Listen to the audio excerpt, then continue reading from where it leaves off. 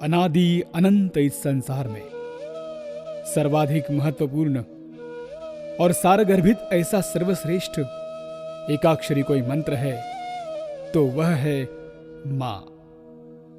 और 2 अक्षर का श्रेष्ठतम मंत्र है गुरु। मां शब्द में संसार की समस्त महान शक्तियों का रहस्य छिपा है, तो गुरु शब्द में अध्यात्म की सर्वव्यापिता के दर्शन होते हैं।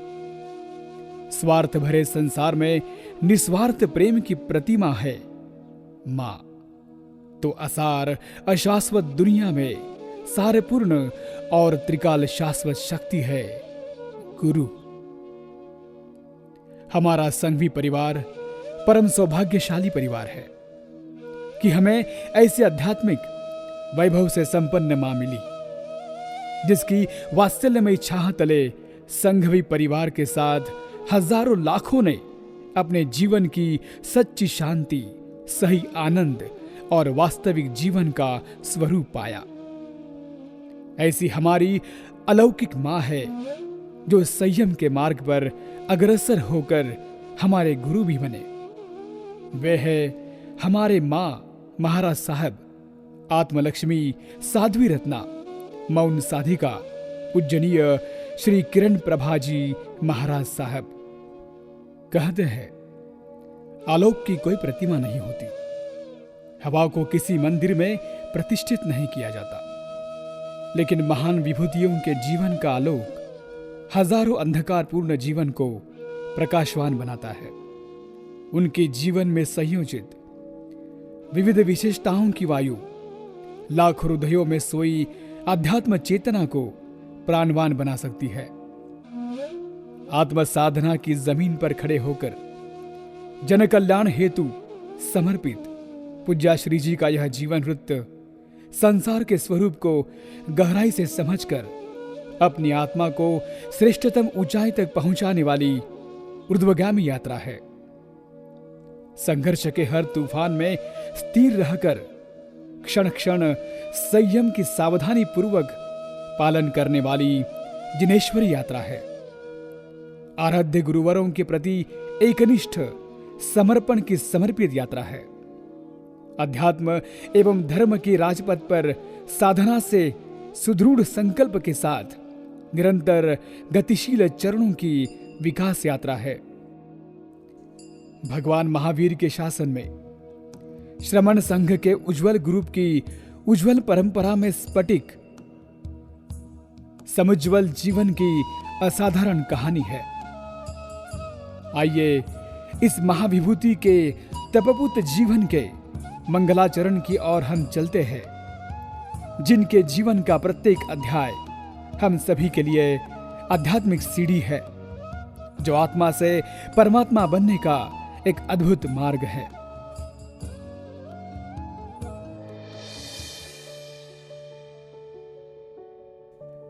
अध्याय का प्रारंभ होता है महाराष्ट्र के विदर्भ क्षेत्र में। दिग्रस नामक ग्राम में एक सुंदर परिवार अपना जीवन यापन कर रहा था। श्रीमान हीरालाल जी सिसोदिया अध्यात्म एवं संस्कारों में जीवन जीने वाले इंसान थे। उनकी पत्नी कर्मयोगी पुण्य कर्म से घर परिवार को संभालते हुए बच्चों को धर्म संस्कार प्रदान करने में सदैव अग्रसर रहने वाली थी, जिनका नाम सगुनी बाई था। अपने धर्म पथ पर चलने वाली, सच्ची लगन से चलकर भगवान के प्रति आस्था रखने वाली सिसोदिया कुल में 20 जनवरी 1930 को एक दिव्य कन्या रत्न ने जन्म लिया। यह दिन सिसोदिया कुल के इतिहास का सबसे अद्भुत दिन था। चेहरे पर मुस्कान लिए खुशियों की सौगात लेकर आने वाली नन्ही बालिका का नाम पारसबाई रखा गया और प्रारंभ हुआ एक अनोखी जीवन यात्रा का।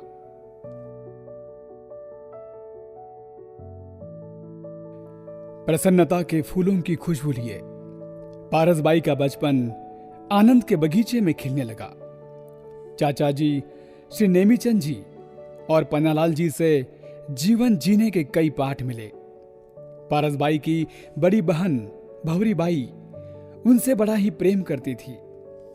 दुनिया में हर स्त्री में ममता होती है, प्यार होता है। वही ममता प्यार बड़ी बहन पारसबाई को देती रही। पारसबाई भी अपनी बहन की आज्ञा का हमेशा से पालन करती रही। पारसबाई अपने भाई बहनों से निर्मलता एवं प्यार से व्यवहार करती थी। उनकी सायरबाई, बीबीबाई, प्रमिलाबाई, लताबाई ये 4 बहनें और चंपालाल जी, शांतिलाल जी, रिखबचंद जी, कबरीलाल जी, जवरीलाल जी, रतनलाल जी ऐसे 6 भाई हैं। सभी भाई बहनें एक दूसरे के साथ प्रेम से रहते थे। पारसबाई को बचपन में ही अनेक प्रश्न निर्माण होते थे, जो एक संकेत था भविष्य में होने वाले जीवन परिवर्तन का।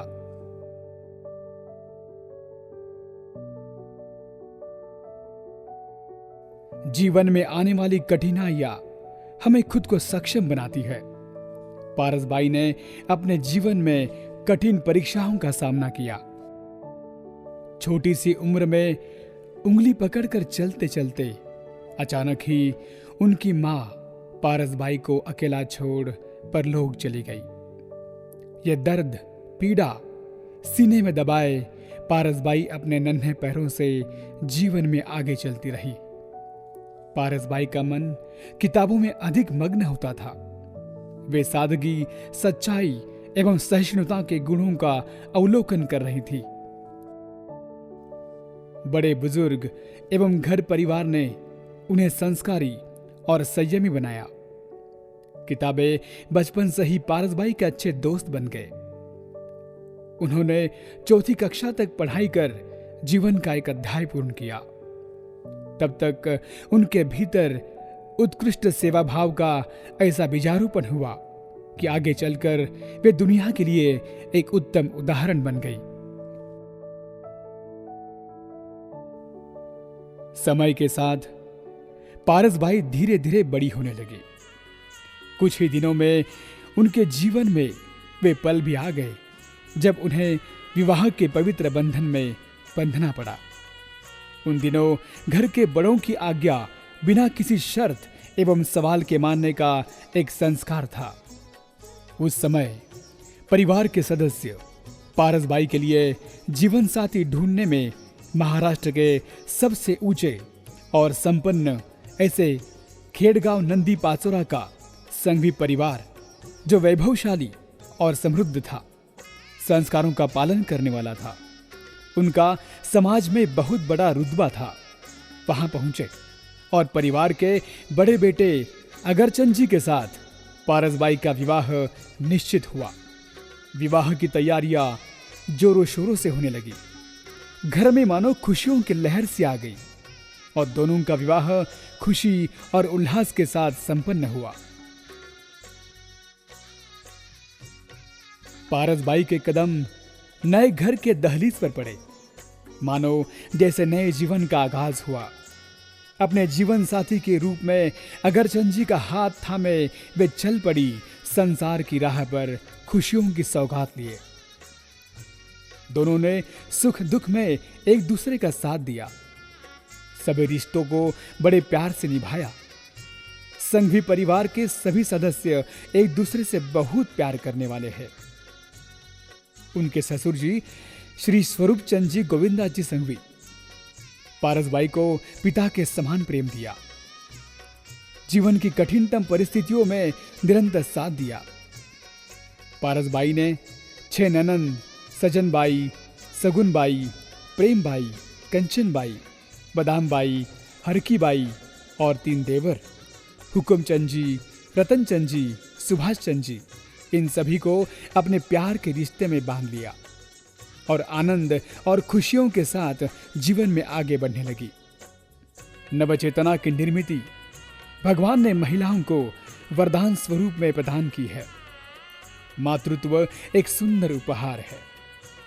जिस घर में नन्हे बालक की किलकारी सुनाई दे, वो घर गोकुल समान कृष्ण की लीलाओं से प्रभावित हो जाता है। पारसबाई को भी मातृत्व का वरदान मिला। नूतन शिशु के आगमन से संघवी परिवार के आंगन में खुशियों के फूल खिले। उस प्यारे से बालक का नाम सुरेश रखा गया। आंखों में भविष्य की सुनहरी तस्वीर बनाकर पारसबाई अपने बेटे को प्यार दुलार देने लगी। घर में त्योहार सी खुशियां आने लगी। अगरचंद जी, पारसबाई और समस्त परिवार नन्हे बालक की बाल लीलाओं में खुश थे, व्यस्त थे।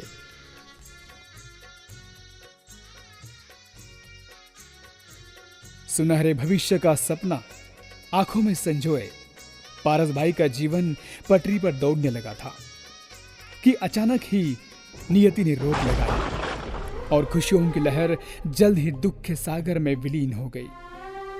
कुछ ही दिनों का मेहमान बनकर आया नन्हा सा बालक अचानक मां का आंचल छोड़कर सदा के लिए परलोक की यात्रा पर निकल गया, कभी लौट कर ना आने के लिए। उस समय मां का कलेजा कांप उठा, आंखों में आंसुओं का समंदर तैरने लगा। बेटे के दुख में पारसबाई पूरी तरह डूब चुकी थी।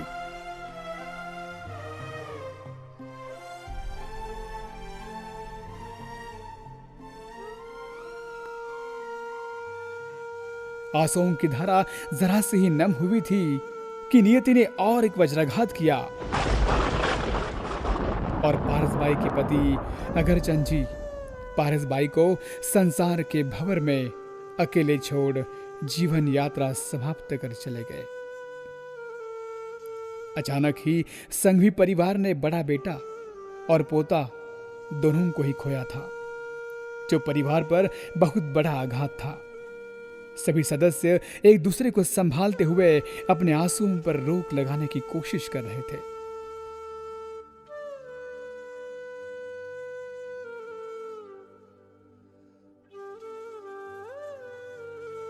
दुनिया का कोई भी इंसान इन सब घटनाओं के बाद अपने अस्थिर मन को, विचारों के बवंडर को संभाल नहीं पाता। पारसबाई की आंखों के सामने अंधेरा था, वर्तमान पर काली छाया मंडरा रही थी और भविष्य की आस भी खत्म हो चुकी थी। जीवन नीरस एवं निराधार बन चुका था, मानो चेतना और संवेदना का कोई महत्व नहीं था। वह दौर ही कुछ ऐसा था कि कालचक्र का पहिया घूमता कहीं जा रहा था और निराशा के समंदर की गहराई से खुद को निकालना असंभव लग रहा था। मानो नियति ने पारसबाई के जीवन में कुछ ऐसा लिखा था जिसका किसी को भी कोई अंदाजा ही नहीं था।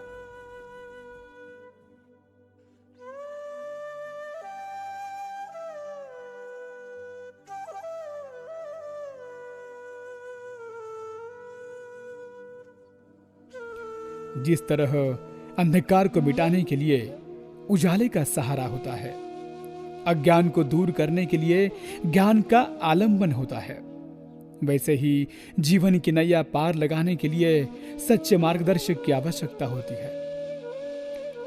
पारसबाई उस समय असमंजस की स्थिति में थी। उसी दौरान सौभाग्य से पारसबाई को संतों का सानिध्य मिला। मार्गदर्शक के रूप में उन्होंने दीक्षा का पवित्र मार्ग स्वीकार करने का सुझाव दिया। पारसबाई को बचपन से ही दीक्षा के प्रति आकर्षण और लगाव था। दीक्षा के प्रश्नों का उत्तर वे शुरू से ही ढूंढ रही थी। उस समय पारसबाई के मन में आया, शायद बचपन से मैं जिस तरह के जीवन की प्रतीक्षा कर रही थी, यह वही जीवन हो सकता है। उन्होंने तब मन ही मन निश्चय कर लिया कि वे दीक्षा का मार्ग स्वीकार करेंगी। उन्होंने संसार की वास्तविकता को समझकर जिनेश्वर के चरणों में अपना जीवन समर्पित करने का निर्णय लिया। इस बात के लिए पारसबाई को दोनों ही परिवार का विरोध था, किंतु पारसबाई अपने निर्णय पर अटल थी। उन्होंने घर परिवार के सभी सदस्यों को बड़े प्यार से समझाया और उन्हें अंत में मना ही लिया। दोनों परिवारों की अनुमति लेकर दीक्षा लेने का निर्णय किया गया।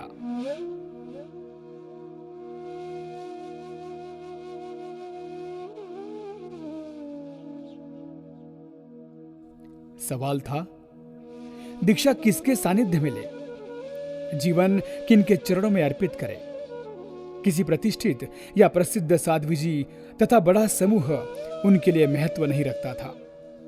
पारसबाई के विचार थे, जहां मुझे सेवा का अवसर मिलेगा वहीं पर मैं दीक्षा लूंगी। नेशराज चुनने के लिए उन्होंने सेवा को सर्वोच्च माना।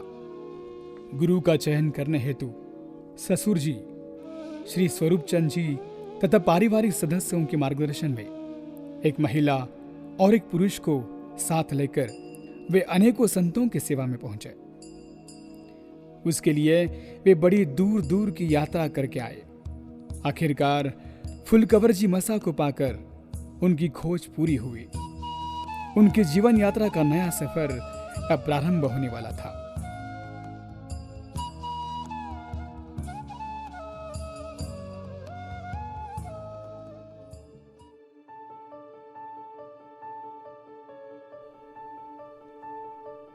दीक्षा के पूर्व दिन पर शोभा यात्रा का आयोजन किया गया। यह समारोह नए जीवन का आरंभ करने से पूर्व समस्त भौतिक पदार्थों को तथा अपने आसपास की सभी सांसारिक चीजों को त्याग कर जिनेश्वर के पथ पर चलने संकल्प हेतु किया जाता है। पारसबाई की शोभा यात्रा में विविध स्थानों से हजारों लोग सम्मिलित हुए थे। यह समारोह बहुत ही भव्य एवं दिव्य रूप से आयोजित किया गया। उनके जीवन का यह अत्यंत महत्वपूर्ण दिवस था।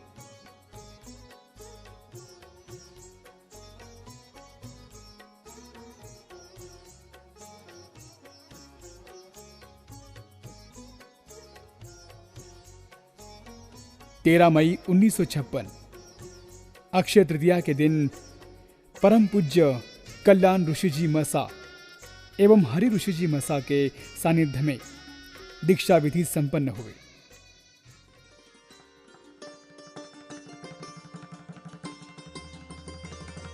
उससे पूर्व समस्त आभूषणों को उतारकर स्त्री सौंदर्य में अभिवृद्धि करने वाले बालों को निकाल दिया गया, जिसे जैन परंपरा में लोच कहते हैं।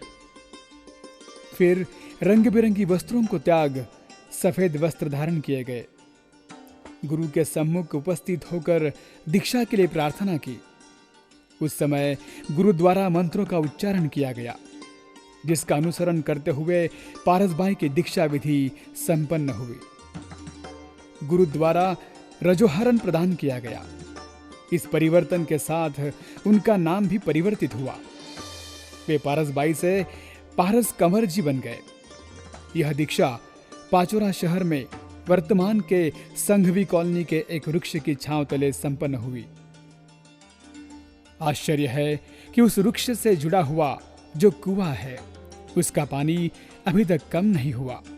इस दीक्षा में उनके माता पिता बनने का सौभाग्य श्री स्वर्गीय हुकुमचंद जी एवं स्वर्गीय सौ सगुन भाई को मिला।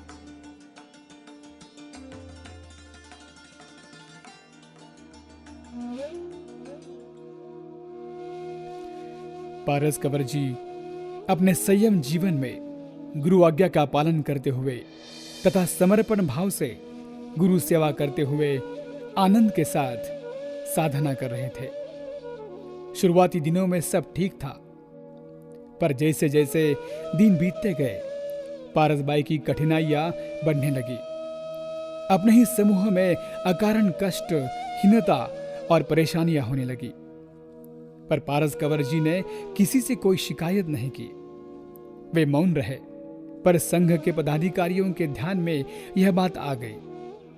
प्रमुख श्रावकों ने इस समस्या से समाधान हेतु अन्य साध्वी समूह में इन्हें भेजने का विचार किया। अब तक दीक्षा को करीबन 2 साल हुए थे। श्रावकों के आग्रह और संयम साधना में अनुकूल वातावरण हेतु उन्होंने इस बात को मजबूरन स्वीकार किया। इस बार भी गुरु चयन का निकष वही था। ऐसी गुरुओं के निश्राम में जाना जहां सेवा की आवश्यकता हो।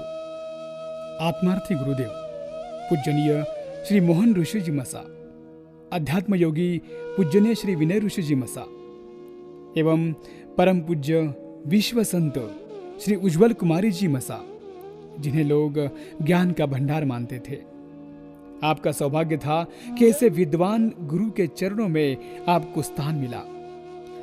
सन 1958 में श्री पारस कुंवर जी मसा ने अपने आध्यात्मिक जीवन का पट पलटने हेतु भुसावल से अहमदनगर तक का 300 किलोमीटर का विहार करते हुए परम पूज्य श्री उज्जवल कुमार जी महाराज साहब के पावन चरणों में पधारे।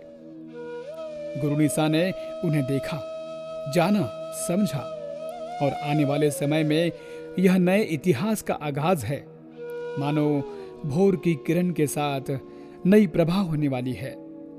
इसलिए उनका नाम श्री किरण प्रभा रखा गया।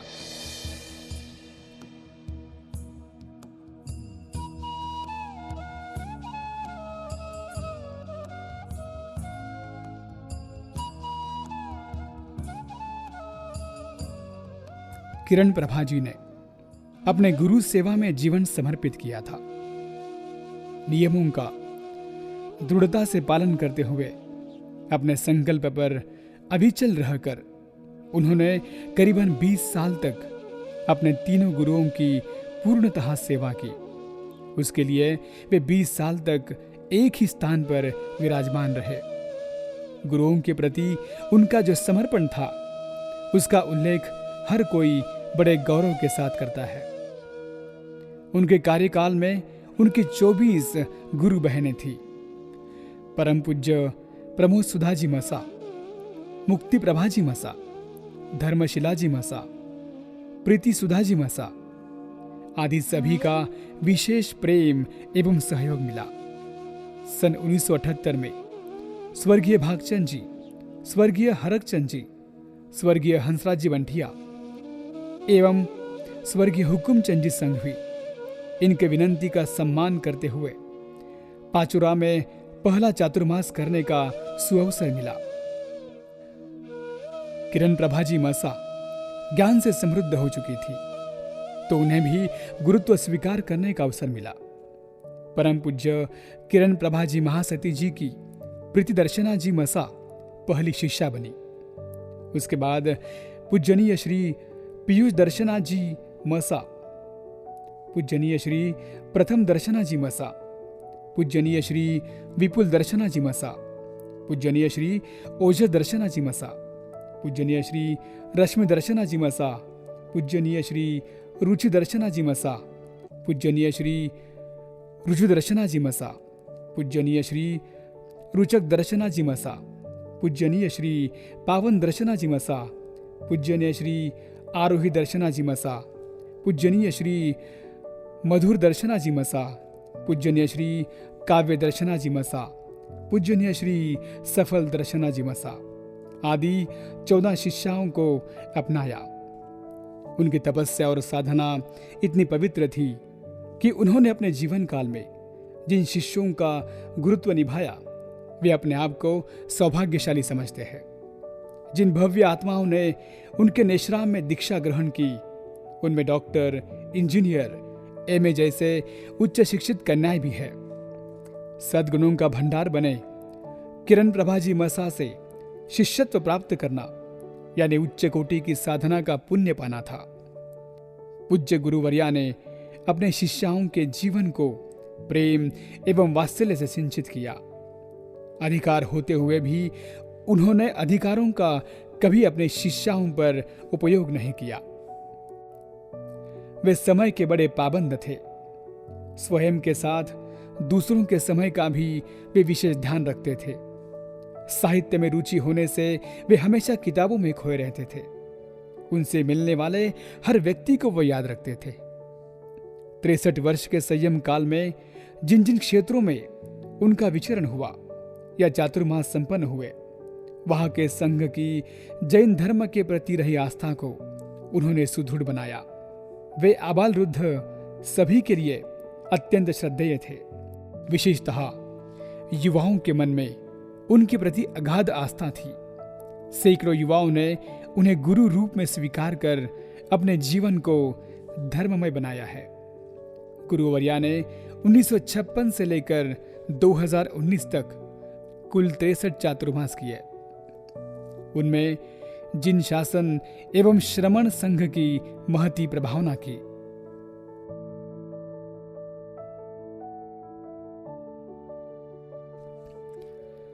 भगवान महावीर ने फरमाया था कि मुनि वही जो मौन रहे। मौन का अर्थ अपने मस्तिष्क एवं शरीर पर पूर्णतः नियंत्रण पाना, अपनी वाणी पर पूर्णतः नियंत्रण लाना, कोई विचार प्रकट करने की अभिलाषा ना हो, ऐसी कठिन परीक्षा का स्वयं ही स्वीकार करना अपने आप में एक श्रेष्ठता का उदाहरण है। आत्मलक्ष्मी श्री किरण प्रभाजी मसा विलक्षण मौन साधिका थे। उन्होंने अपने जीवन में ध्यान, मौन एवं स्वाध्याय को अत्यधिक महत्व दिया। वे प्रतिदिन सुबह 8 बजे तक, दोपहर में 1:30 से 3 बजे तक मौन करते थे। हर शुक्रवार को उन्हें मौन रहना था। उसके साथ साथ उन्होंने 1 साल तक एक ही स्थान में रहकर अखंड रूप से अपने शरीर एवं वाणी को मौन किया। मौन साधना में वे खुद एक आदर्श के रूप में हम सब के लिए मार्गदर्शक है। यूं भी उन्हें कम शब्दों में अधिक कहने की महान कला भी आत्मसात थी। प्रतिदिन 11 से 12 बजे तक वे ध्यान करते थे तथा आगमवाणी के माध्यम से हजारों गाथाओं की स्वाध्याय करते थे। जब साधना के लिए भी विशिष्ट नियोजन रहता, फिर भी फुर्सत के क्षणों में वे अजपा जाप निरंतर अंगुलियों पर करते रहते। वे एक असाधारण व्यक्ति थे जिन्होंने ब्रेन हैमरेज जैसी बीमारी में भी प्रभु से अपना ध्यान नहीं हटाया। इतने एकाग्र और अपने कर्तव्य पथ पर अडिग शायद ही कोई व्यक्ति रही होगी। मानो उनके तप साधना की ऊर्जा से उन्होंने अपने शारीरिक व्याधियों पर विजय प्राप्त कर ली थी। अपनी इच्छाओं को नियंत्रित रखना, सदा सर्वदा विवेकशील रहना, हर समय अपने कर्तव्य और अधिकारों का स्मरण रहना, ये सभी अद्वितीय सौगात उन्होंने पाई थी। हमेशा प्रसन्न मुद्रा से ध्यान साधना में लगे रहना, यही तो पुण्यात्मा की निशानी है। उनका स्थान उनके भक्तों के हृदय में हमेशा बना रहेगा। गुरुवर की विचार, वाणी और आचरण में जरा भी अंतर नहीं था। उनका जीवन शिस्त, संयम एवं उच्चतम विचारों से चला। उनके जीवन यात्रा को देख हर कोई नतमस्तक हो जाता है।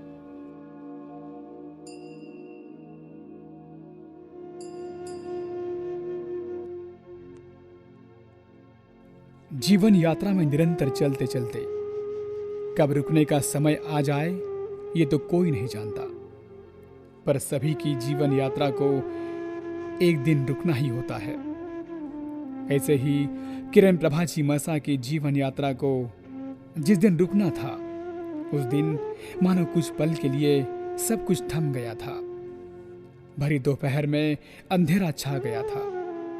वर्तमान मानो भविष्य के अंधकार को झेलने के लिए तैयार नहीं था। वो दिन था 12 अक्टूबर 2019। ये तारीख इतिहास के पन्नों में दर्ज हो गई और एक युग का अंत हो गया। श्री किरण प्रभाजी मसा उस दिन जीवन यात्रा को अंतिम विदाई देकर हम सब से दूर परलोक की यात्रा पर निकल गई। गुरुवर्या ने कभी किसी के बीच भेद नहीं किया। छोटा बड़ा, अमीर गरीब, स्त्री पुरुष, जैन अजैन, सबको एक समान ही माना और व्यवहार किया। उन्होंने कभी खुद को किसी से बड़ा या ज्ञानी दिखाने का हल्का सा भी प्रयास नहीं किया। गुरुवर्या के गुणों का गुणगान तो हर कोई करता था। उनसे मिलने वाला हर व्यक्ति अपने आप को भाग्यवान समझता था। उनके गुणों के लिए शर्त लगाता था।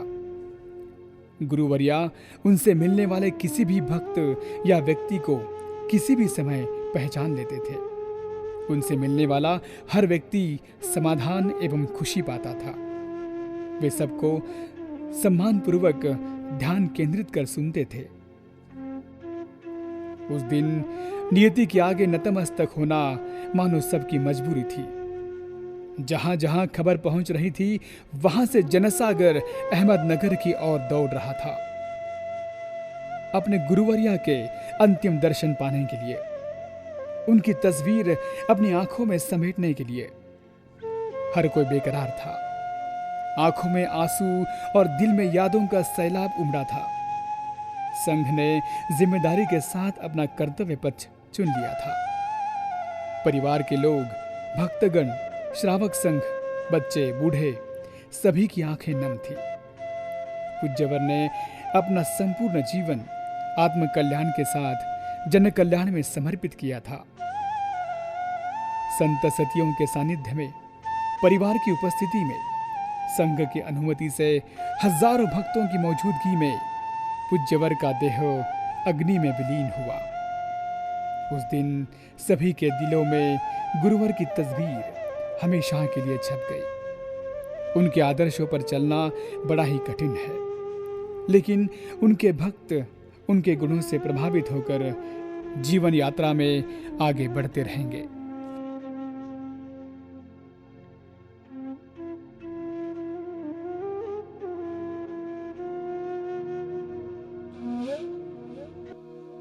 गुरु के प्रति आस्था, श्रद्धा एवं समर्पण की भावना गुरुवर्या की शिष्याओं में पूर्णतः सम्मिलित हो चुकी थी।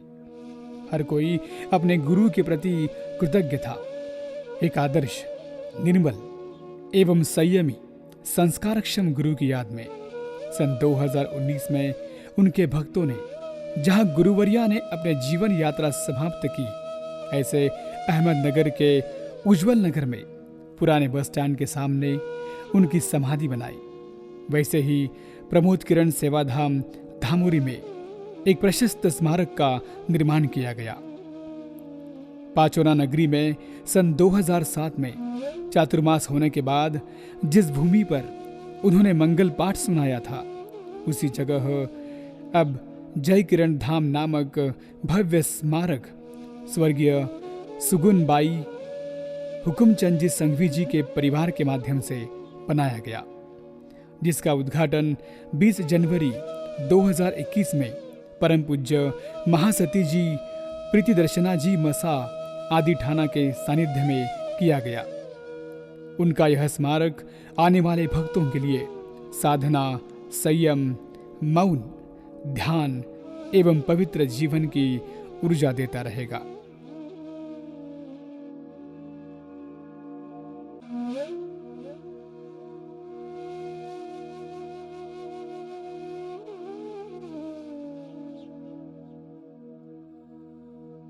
संघवी परिवार के लिए मां मसा अपने परिवार का गौरव स्वरूप रहे। इसका लाभ संपूर्ण परिवार को मिले, इसलिए उनके सानिध्य में पाचोरा में श्री पद्माबाई सुभाष चंद्र जी संघवी इनके जिनिंग फैक्ट्री में एक बाबेल संघवी परिवार सम्मेलन लिया गया। इसके पश्चात स्वर्गीय स्वरूप चंद जी संघवी परिवार का एक सम्मेलन अहमदनगर में लिया। फिर एक बार समस्त संघवी परिवार का सम्मेलन अहमदनगर में लिया गया। मां मसा के भक्तों ने उनका स्थान उच्चतम रखा।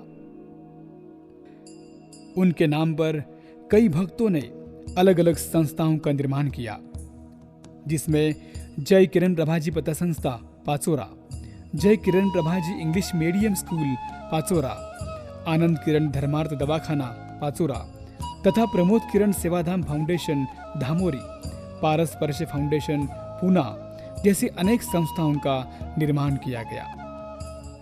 पूज्य किरण प्रभाजी मसा का जीवन चरित्र हर इंसान को सकारात्मक ऊर्जा देता रहेगा और सभी के जीवन को प्रकाशमान करता रहेगा।